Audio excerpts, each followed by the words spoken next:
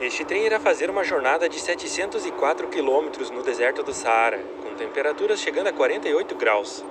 Estamos na Mauritânia e ele está transportando minério de ferro que foi extraído nas minas da região de Zouérate, e o seu destino é o porto na cidade de Nouadhibou, uma viagem de 20 horas.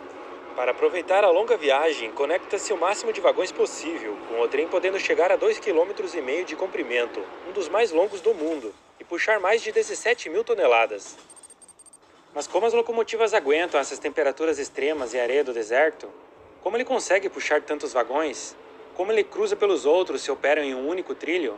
E o que fazer se o trilho ficar coberto de areia? A construção da ferrovia começou em 1960, quando a Mauritânia conseguiu a sua independência da França. O projeto foi financiado por uma sociedade envolvendo a França, o Reino Unido, a Alemanha e a Itália, com o governo da Mauritânia tendo apenas 5%. Ela entrou em operação em 1963. Em 1974, foi totalmente comprada pelo governo da Mauritânia.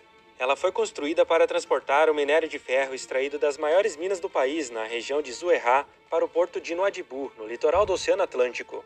Somente o que passou por essa ferrovia representou, em 2020, 11% do PIB do país e 43% das exportações, segundo o relatório da empresa SNIM, operadora da ferrovia. O número de vagões no trem pode variar, mas em uma configuração com mais de 2,5 km, podem haver de 200 a 210 vagões de carga, 1 ou 2 de passageiros, e em torno de outros 10 diversos, como vagão-tanque para transportar líquidos ou plataforma para transportar, por exemplo, veículos. Com isso, esse trem puxa em média 17.640 toneladas de carga. Algo que facilita o transporte é que a Mauritânia é quase toda plana, exigindo menos das locomotivas. Ainda assim, para mover toda essa carga, podem ser necessárias 4 locomotivas de 3.300 HP cada ou 2 de 4.500 HP, ou ainda uma combinação entre elas. Quando se usa dessa forma, com mais de uma locomotiva na cabeça do trem, elas são conectadas entre si por cabos elétricos de controle e mangueiras pneumáticas dos freios. E todas são controladas pela equipe naquela bem da frente, que pode ser somente um condutor ou um condutor e um engenheiro. Se tivesse alguma locomotiva atrás ou no meio do trem, seria controlada via rádio, mas não é o caso desse trem. As locomotivas utilizadas por essa empresa são dieselétricas, onde um gerador a diesel é acoplado a um alternador e aciona motores elétricos de corrente alternada, que possuem um torque extremamente forte. Mas com o trem carregado, a viagem pode ser um pouco lenta, não passando dos 50 km por hora. Devagar e sempre, não é mesmo? Em 2010, a companhia encomendou 6 novas locomotivas dieselétricas de 4.312 HP, aumentando para 44 total. Ela possui um motor a diesel de 16 cilindros de 2 tempos conectado ao alternador e 6 motores elétricos de corrente alternada para tração, um em cada eixo. Sozinha, a locomotiva pode alcançar 113 km por hora. Nada mal para um veículo que pesa o mesmo que 190 carros. Esse modelo vem com modificações especiais para operar em temperaturas que podem passar dos 50 graus Celsius e no ambiente com areia do deserto, que pode ser bem fina e causar um estrago. É o modelo SD70 ACS da EMD. O último S vem de areia em inglês. Ela possui esse radiador virado para baixo, que puxa o ar do ambiente e expele pelos ventiladores em cima da locomotiva. As hélices desses ventiladores são protegidas com uma pintura especial para reduzir a erosão provocada pela areia. Esse ar refrigera o radiador e, com isso, o motor, que fica bem no meio da locomotiva, além de também jogar ar frio no sistema de freio dinâmico. Esse sistema de frenagem dinâmica usa os motores elétricos de tração como geradores quando a locomotiva reduz a velocidade. Ele não é regenerativo, em que a energia elétrica é recuperada, mas é reostático, pois a energia é dissipada em forma de calor em enormes resistores, que são refrigerados por aquele ar que falei há pouco. No caso deste trem, como ele está poucas vezes em condição de redução de velocidade, o custo-benefício desse sistema é mais atrativo do que o regenerativo. Ele também reduz o uso do outro sistema de frenagem, o tradicional por fricção, poupando essa vida útil.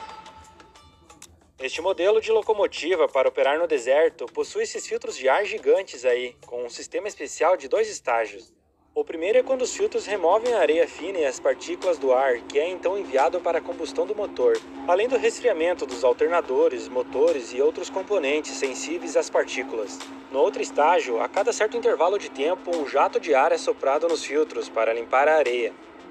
Para reduzir o ingresso de areia na locomotiva, todos os compartimentos são especialmente selados, os sistemas de engrenagem são equipados com uma vedação especial em labirinto e a locomotiva apresenta uma carroceria com pressão positiva.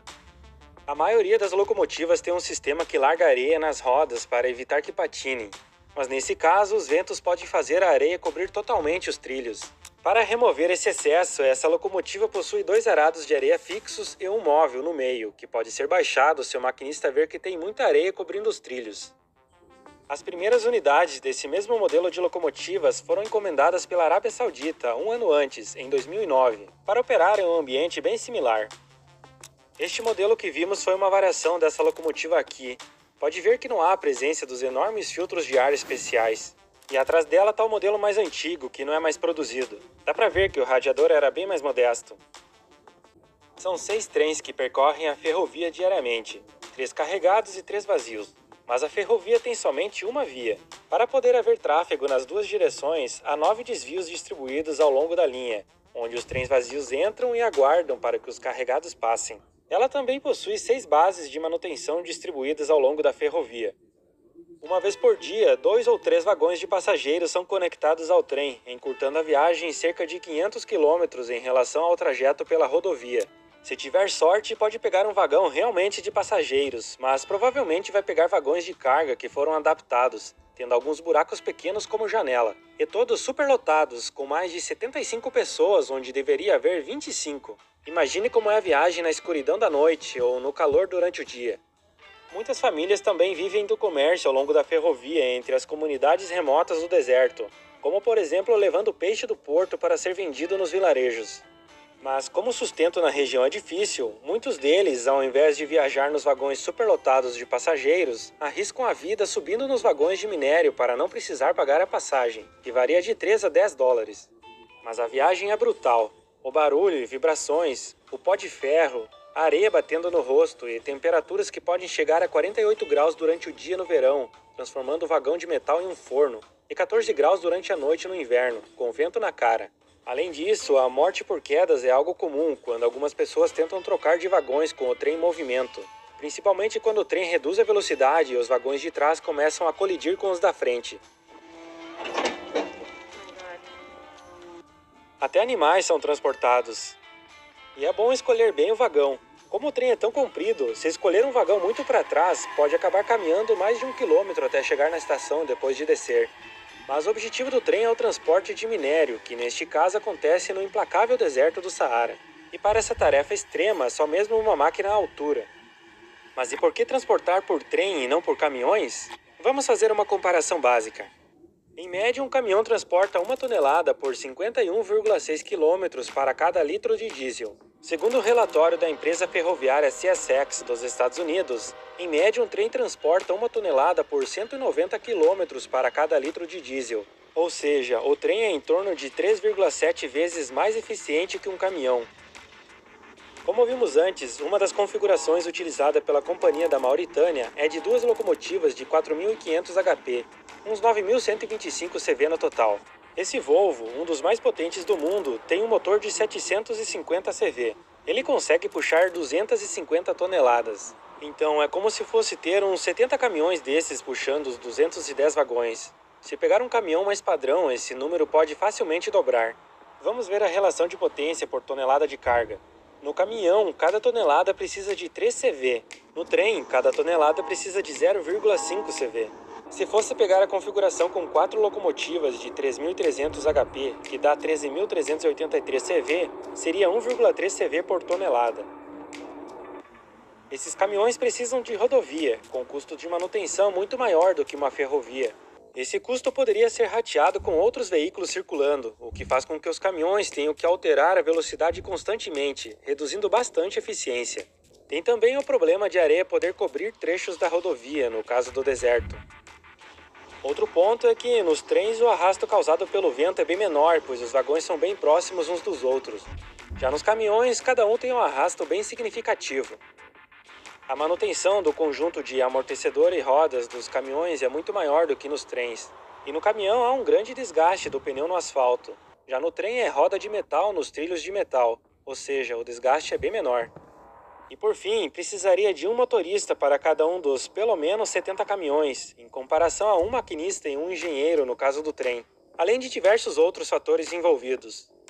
A essa altura já tem gente me jogando uma chave de roda na cabeça. Os caminhões também possuem diversos benefícios, como a possibilidade de poder operar em terrenos irregulares e a mobilidade para transportar carga em praticamente qualquer local, sendo muito importantes no início e no fim da cadeia de transporte. Mas em grandes distâncias, eles não batem a eficiência dos trens. Por isso, o transporte intermodal é tão importante, que é quando se utiliza diferentes tipos de transporte, escolhendo o melhor entre rodoviário, ferroviário, fluvial e aéreo para cada trecho, reduzindo os custos e aumentando a eficiência. Bom, é isso por esse vídeo. Me diga o que você achou desse trem de 2,5 km atravessando 704 km no Saara. Não se esqueça de curtir o vídeo e se inscrever no canal. Muito obrigado pela sua companhia e também aos membros do Clube Integrando Conhecimento. Um grande abraço e até a próxima!